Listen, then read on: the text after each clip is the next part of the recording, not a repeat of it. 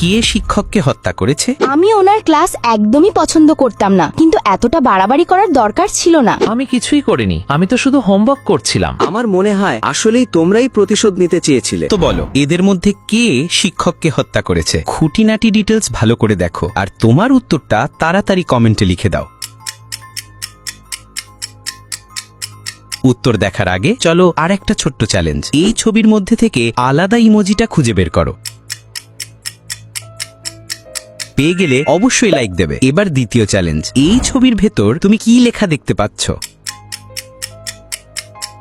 যদি তুমি সাবস্ক্রাইব লেখা দেখতে পাও তবে সাবস্ক্রাইব বাটনে ক্লিক করো, তাহলেই বুঝবো তুমি সত্যিই সঠিক দেখেছো। এবার উত্তরটা শোনো। দ্বিতীয় বা তৃতীয় জনের বিরুদ্ধে কোনো প্রমাণ নেই, কিন্তু প্রথম জনের কাছে একটি লুকানো ছুরি পাওয়া গেছে, মানে সে ওই শিক্ষককে হত্যা করেছে। এই ধাঁধার গল্প সম্পূর্ণ কল্পনা প্রসূত, বাস্তবের সঙ্গে এর কোনো মিল নেই।